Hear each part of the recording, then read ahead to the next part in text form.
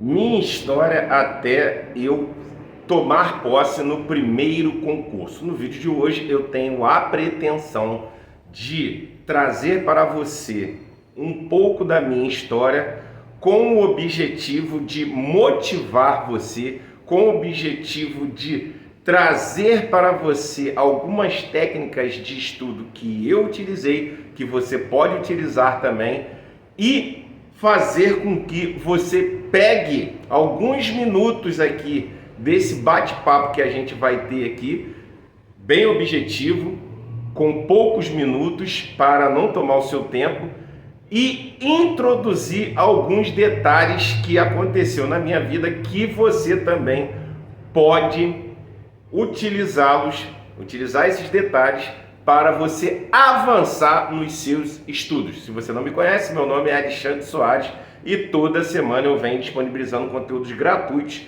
e relevantes no mundo dos concursos públicos. Eu já estou na minha terceira posse de concurso público. Irei me limitar a falar até a minha primeira posse. Pois bem, quando eu tinha 14 anos de idade mais ou menos, onde eu cheguei no mercado de trabalho, essa questão ela é uma questão que na maioria das vezes no nosso país acontece. O sujeito ele chega no mercado de trabalho com 14, com 15 anos. Ele tem que trabalhar porque ele precisa de recursos, ele precisa de dinheiro. Comigo não foi diferente. Então com 14, 15 anos eu já estava num trampo braçal, um lava-jato, como vocês veem nas pistas aí hoje em dia, né? Você vê ali lava-jato em tudo quanto é canto, tudo quanto é início de comunidade. Provavelmente você vai ver um mototáxi ou você vai ver um lava-jato. Então, com 14 ali para 15 anos, eu já estava trabalhando em um lava-jato. Como eu sempre tive um porte físico, questão de genética, né? Eu sempre tive um porte físico bem diferenciado, bem grande. Então eu com essa idade de 14, 15 anos, eu aguentava tranco. Então o fato de eu ter uma pouca idade, isso não me impedia de eu ficar ali trabalhando de segunda a segunda no Lava Jato, sol de 45 graus no estado do Rio de Janeiro. Isso não me impedia, né? Talvez você pense, mas como é que pode? 14, 15 anos, tu estava esfregando o carro o dia inteiro, passando glicerina, silicone, enfim, fazendo aquilo tudo que o Lava Jato faz. É isso aí mesmo. Bem, então 14, 15 anos, com 16, 17 anos ali, eu senti, né, a necessidade de eu terminar rapidamente o meu ensino médio, porque eu precisava ter aquele diploma de ensino médio para que quando eu estivesse com 18 anos de idade, eu já pudesse trabalhar de carteira assinada em algum lugar. Então tinha um pouquinho de diferencial na minha época quem tinha ensino médio ou não. Isso não significa dizer que quem tinha ensino médio ia ficar com salários exorbitantes, não. Era só uma diferença bem básica. Então eu resolvi fazer EJA. EJA, se você não sabe, é quando o sujeito ele faz duas séries em apenas um ano. Então ele encurta, ao invés de ele, em 2 anos ele fazer 2 séries, em um ano você faz 2 séries, ok? Então eu fiz esse danado desse EJA aí. Eu me matriculei, então eu estava matriculado de manhã na escola pública. Eu resolvi migrar para a noite. O EJA só tinha à noite. Então quando eu cheguei lá na sala de aula, com a galera mais cascuda, 40 anos, 50 anos de idade, eu ali com 16 anos de idade, eu tomei um susto e falei, agora eu entendi o porquê que existe esse EJA. Esse EJA é para as pessoas que já estão com uma certa idade, elas precisam terminar o mais rápido possível um ensino fundamental e um ensino médio, para aí sim ter um sonho de terminar uma faculdade, ou então se melhorar no mercado de trabalho, dentre outras coisas.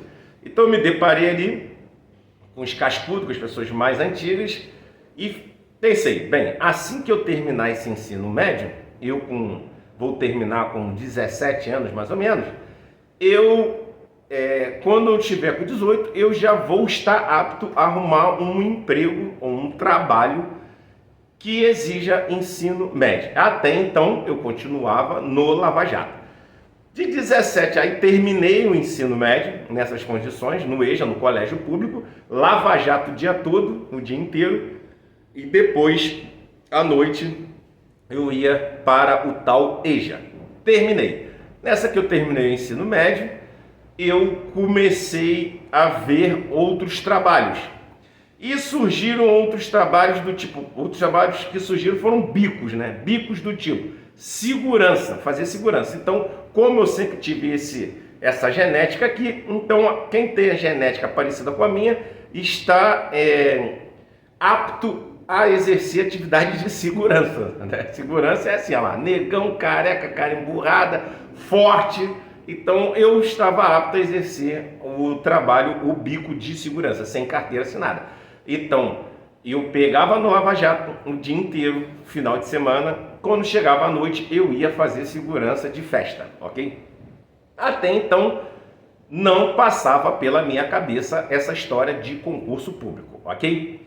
Fiz 18 anos, então falei, agora estou até então de bico, de 14 a 18 anos, Lava Jato, segurança e demais bicos. Fiz 18 anos, eu falei, bem, agora eu vou, até então, nada de concurso público. Então eu vou agora arrumar um trabalho, eu falava assim, um emprego, né? Vou arrumar um emprego de carteira assinada, mas salário mínimo, auxiliar de serviços gerais. Essa é a realidade da maioria da galera que tem de onde eu vim. A galera de onde eu vim é exatamente isso daí. Fez 18 anos, se tiver um ensino médio, vai ser auxiliar de serviços gerais. É isso aí, tá? Não vai ter um cargo de liderança, nada disso. Um cargo que vai ser chamado de doutor é auxiliar de serviços gerais. Infelizmente, essa é a nossa realidade.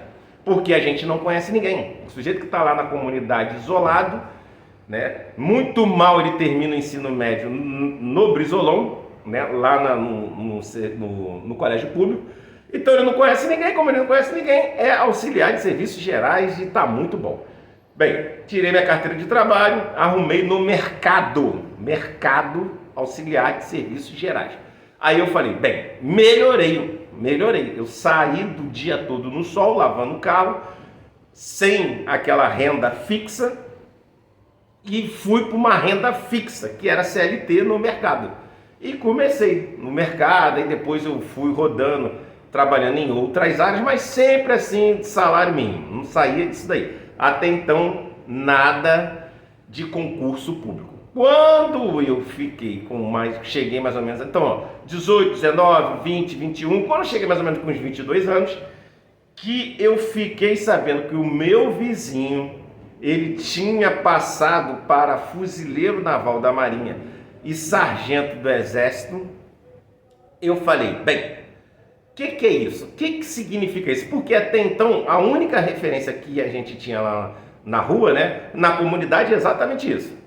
A referência que o cara tem, no máximo, o sujeito que é servidor público, ele passou para soldado da Polícia Militar do Estado do Rio de Janeiro.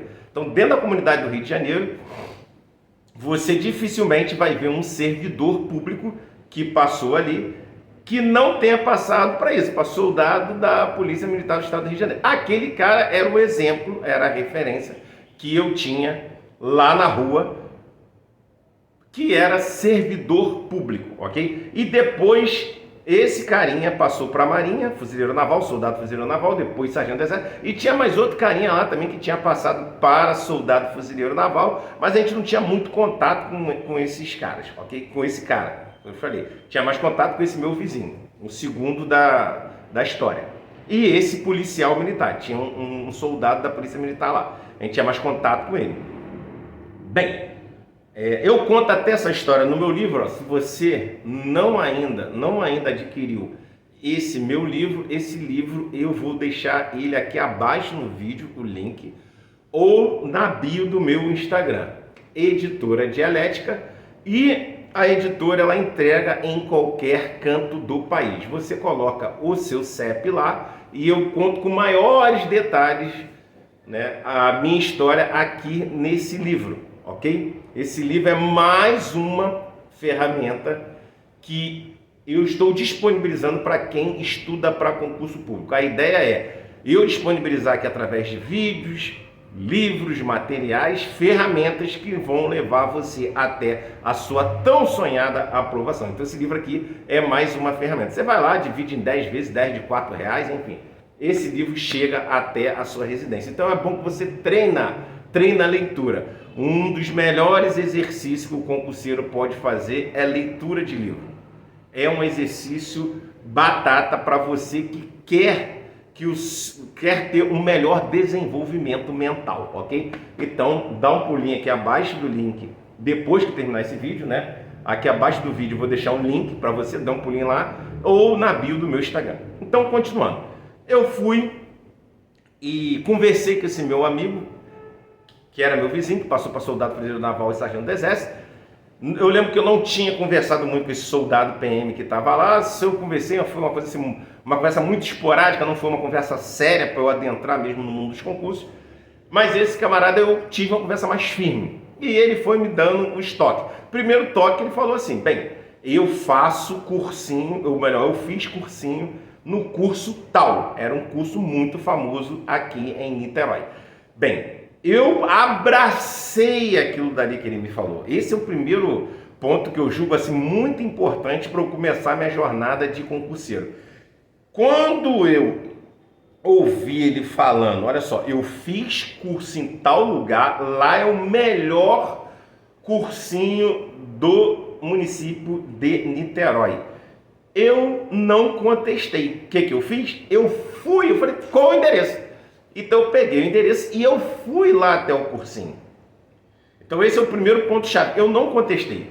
Quando eu ouvi ele falando, é o melhor, eu falei, então eu vou para o melhor. Mesmo eu sem saber o que significava vários termos hoje que tem na internet, né, de alta performance e tudo, de produtividade, eu só sei que quando eu ouvi lá é o melhor, eu falei, é no melhor que eu vou. Bem, cheguei lá, o valor era 40%, 50% do que eu ganhava no Lava Jato. Então eu já estava fazendo algumas correrias de carteira assinada, aí hora ficava trabalhando, hora ficava desempregado. Então nesse momento que eu ficava desempregado, eu voltava para o Lava Jato. O Lava Jato era como se fosse um abrigo para mim. Então a gente tinha um Lava Jato lá na rua, que esse Lava Jato era um abrigo para os desempregados.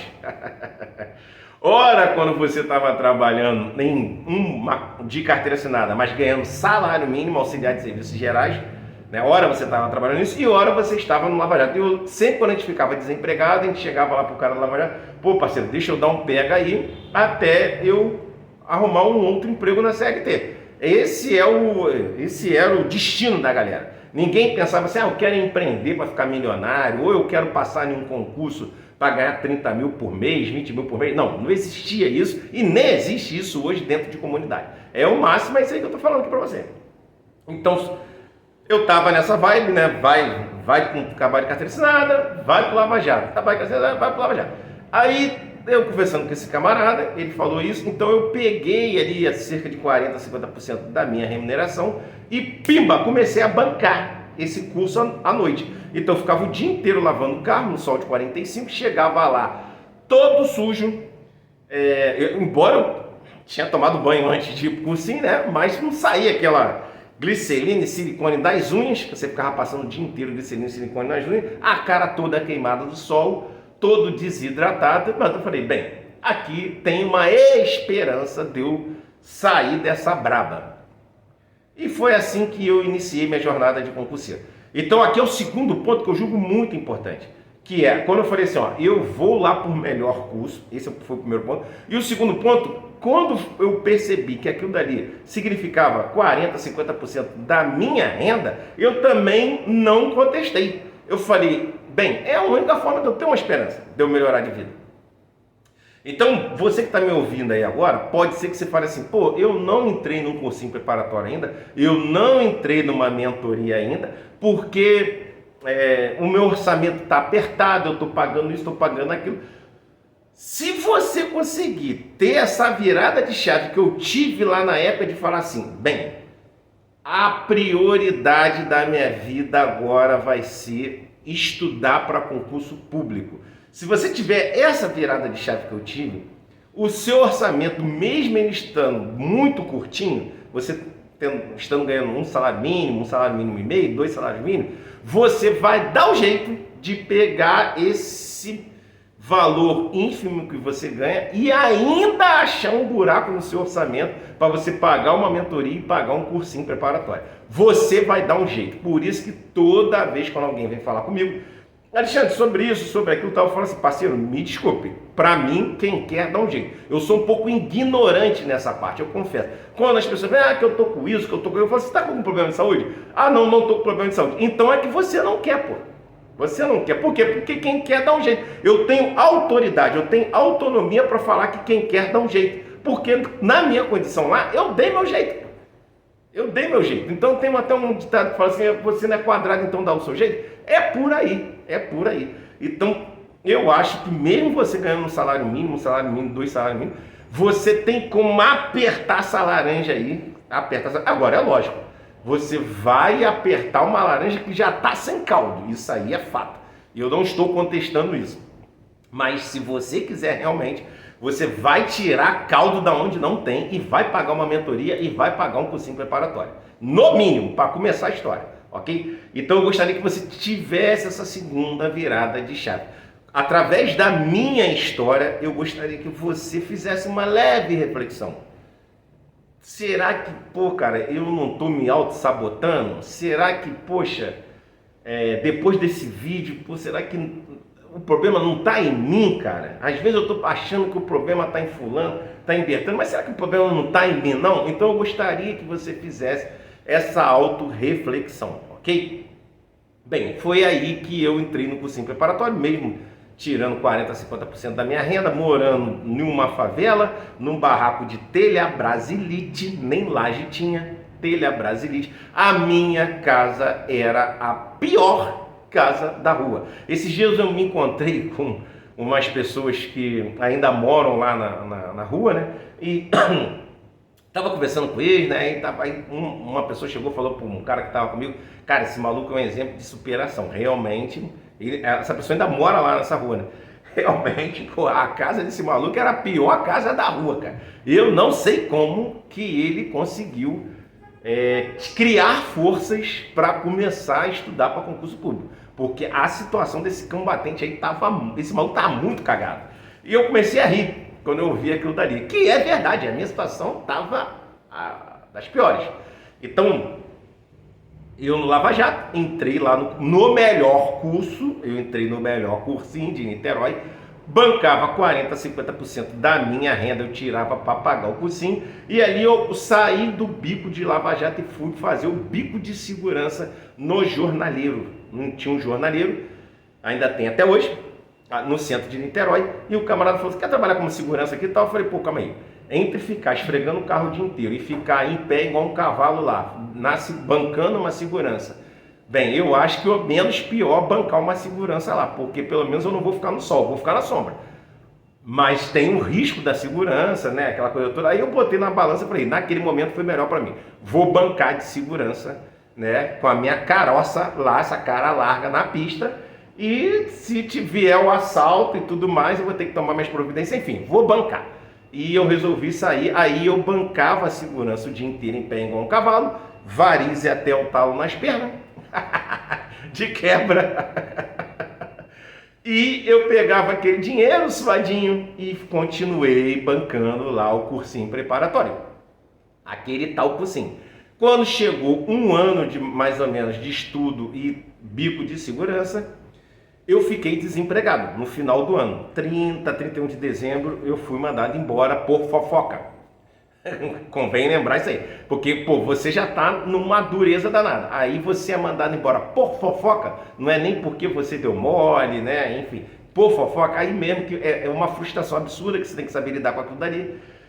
E eu cheguei no dono do cursinho, conversei com ele que eu tinha sido mandado embora tal, e como é que ia ficar essa história, aí ele falou, não, fica aí estudando. Aí eu já tinha saído desse cursinho, porque eu conheci um camarada lá que abriu um cursinho, um outro cursinho. Então eu fui para esse outro cursinho, atrás dele, que esse camarada me dava, ele era muito atencioso comigo, me dava muita atenção. E ele foi o meu coach, né? Ele foi o meu mentor naquele momento. Porque o cursinho, você chega lá, 50 cabeças na sala, cursinho presencial, e o professor não tem condições de chegar e ficar te dando atenção ali. Ele chega, ele passa a parada no quadro e sai vazado. Você dá seu jeito, mas esse cara foi atencioso comigo, pegou, enfim, esse cara ele foi me temperando, O nome dele é Hudson Engino, inclusive, aí eu cito ele aqui no meu livro. Se você adquirir esse livro, você vai verificar quem é o Hudson Engino. Então ele foi ali, né, ele me abraçou e ele foi ali me orientando. É o que eu faço hoje nas redes sociais. Eu oriento as pessoas a passarem em concurso público. Inclusive você que quer uma orientação, eu vou deixar o link aqui abaixo do vídeo, ou você vai na bio do meu Instagram, @profportuguesalê_soares, @profportuguesalê_soares. Lá na bio do meu Instagram tem o link da minha mentoria, a mentoria para concurso público mais completa do Brasil. Eu vou te orientar ali. Eu vou pegar você pelos braços e vou conduzir você até a sua aprovação, ok? Bem, ele fez esse trabalho comigo, gratuitamente, ok? E eu fui estudando, aí fiz o primeiro concurso, aí ele me convenceu, eu entrei para fazer concurso para o cargo de soldado da Polícia Militar do Estado do Rio de Janeiro, e eu não sei por cargas d'água que ele me convenceu, que ele falou assim, cara, por que tu não faz esse concurso aí para sargento do Exército? Eu falei assim, pô, parceiro, eu não sei nem se eu vou passar para soldado da Polícia Militar aqui do Estado do Rio de Janeiro, você está gritando concurso para sargento? Concurso para sargento concorrido até o talo. Eu iria concorrer com um cara que não trabalhava, um cara que ficava o dia inteiro só estudando, e pô, eu bancando de segurança o dia inteiro, depois tendo que ir para cursinho, eu falei, cara, eu não tenho como competir com esses caras.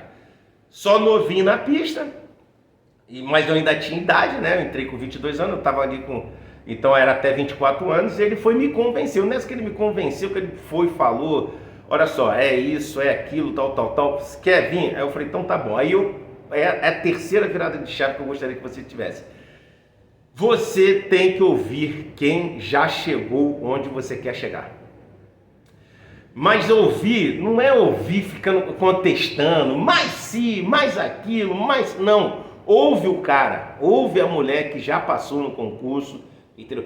Pega aquilo e absorve aquilo dali e internaliza aquilo para o seu dia a dia. Então foi a terceira virada de chave. Eu ouvi o cara, ele falava assim, vai para a direita eu ia, vai para a esquerda eu ia, vai para frente eu ia, vai para trás eu ia, fica de cabeça para baixo eu ficava. Enfim, eu ouvi o cara. Conclusão, aí eu não parei de estudar para o cargo de soldado da Polícia Militar, fui estudar para o cargo de sargento do Exército. Conclusão, tomei a primeira cabeçada, depois aí não passei, reprovado na primeira, reprovado na segunda. Na terceira oportunidade eu fui reprovado. E ali 2 meses antes dessa terceira tentativa que eu fiz para o cargo de sargento, que eu fui o 24 do Brasil, eu consegui ter esse privilégio de ser o 24 do Brasil, mesmo nessa confusão toda, mesmo nessa confusão toda que você ouviu até agora, eu fui o 24 do Brasil. Bem, não é que eu sou inteligente não, tá? É porque eu estava muito com sangue nos olhos. Eu estudava muito. Bem, então eu fui e consegui, 2 meses antes de conseguir essa aprovação, eu tinha também já conseguido 2 aprovações entre os 100 primeiros ali, mais ou menos.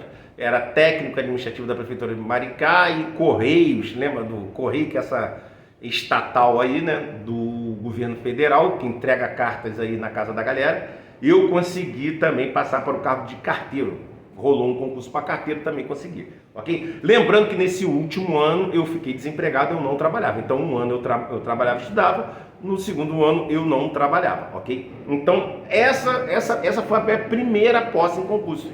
Aí a prova é em novembro, mais ou menos ali, não lembro mais, novembro, outubro, e a gente tomava posse em julho do ano seguinte, Então eu passei aqui em novembro desse ano, aí 2 meses antes eu já tinha, né, Prefeitura de Maricá e carteira, então fiquei com 3 concursos para eu escolher. Quem não tinha nada, quem estava no Cessa. Lembrando que eu continuava no barraco de telha Brasilite, na comunidade. Minha casa era a pior da rua, sem embuço, toda cagada, a casa daquele jeito. Aquilo dali não era a casa, aquilo dali, enfim, não sei nem o que era aquilo dali.